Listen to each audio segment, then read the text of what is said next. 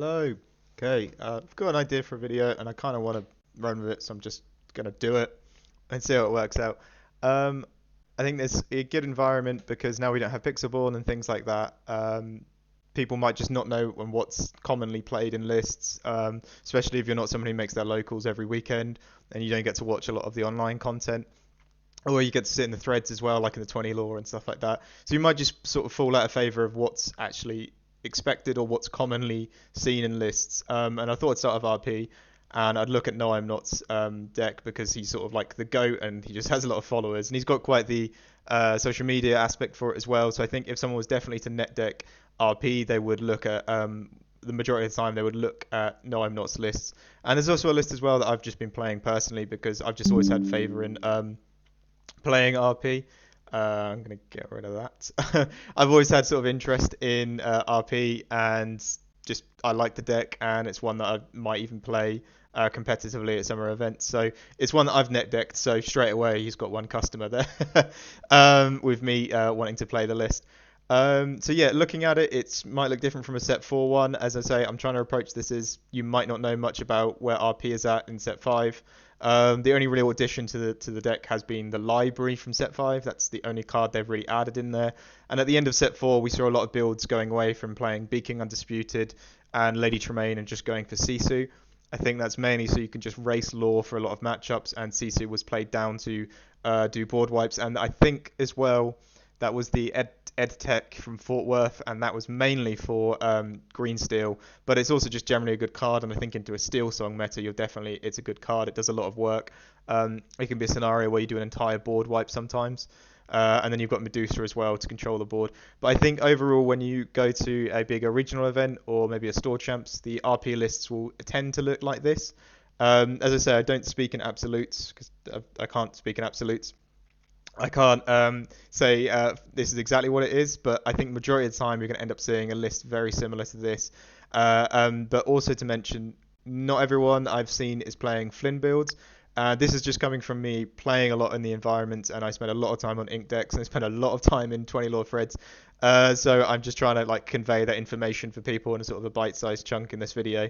Yeah, not everyone's on a Flynn build. I think maybe because it's a Steel Song meta and Flynn is just going to let the Storm Rage on checked. They've only got to put a Robin Hood or a Queen down and they check it for the turn, and then they can Cindy or just hardcast let the Storm Rage on and answer it.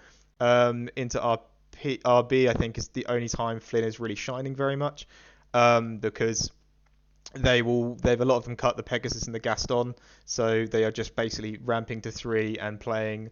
They're ramping on 2 with the Tipper or the 1 jump, and then the only answer they really have is a Tala, allowing Flynn to get 1 activation majority of the time. So yeah, but I think as well, Flynn, just overall, if you objectively look at him, if he was to work, he does an amazing bit of work there. Also, on top of that, he instantly requires that your opponent answers him and puts some pressure onto the board. So yeah, Flynn builds Flynn Cisu, and then it also just allows Cisu to be a stronger character, where Cisu is already very good on 3. It's a 1/4 with that power buff as well, and a quest for 2. So yeah, I think even if you're not looking at a Flynn build, you might still see Cisu. I'd be confused why you'd cut that, but people try different things out. I've seen some as well that locations are going a bit less. I think location hate is getting a bit harder now, with Cusco being quite good, Hideaway being quite good. So the situations where you could play a location very easily are coming less and less, to the point of I don't really need it. It's ink most games. But I still think that's it. No, I'm not including it. I still think it's a very good inclusion.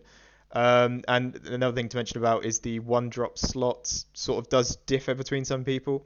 I think Chernobog and Magic Broom are the best because the 1-drops in RP generally just want to be a thing that gets a lore and then cantrips for a card draw. So think of it the same way your Popsicles and your Fortispheres in a blue steel list. It's just does a thing, then cycles, So that's all they really want in that list. I've seen some of them tech the cards out for a 1/3 Olaf or a 1/3 Mini.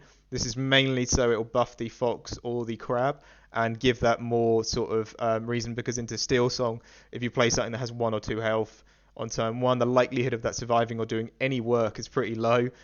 Maybe on the play you can bounce to get the snake set up, but that's about it.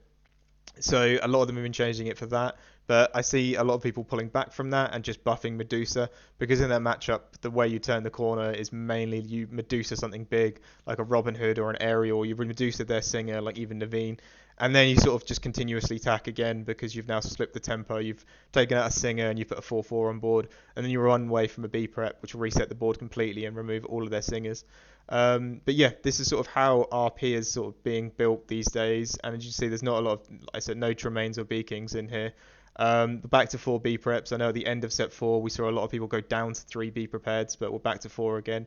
The Elsa card is one to mention as well. There's a 2/5 Elsa that is evasive, and when you play it, you can turn something exerted. I think that might have been an early set card that was tested a lot, and it just ended up being too clunky to fit.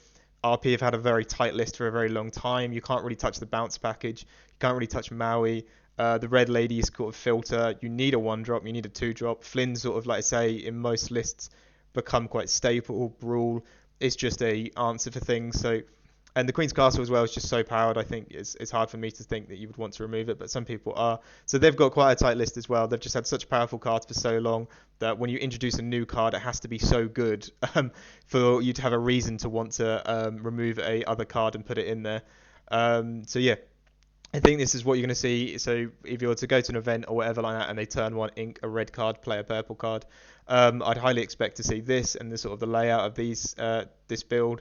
But keep in mind as well, there is also Cuscos and stuff like that. So that's another tell. If they're inking a Cusco on one, that might mean they don't have a Flynn for two.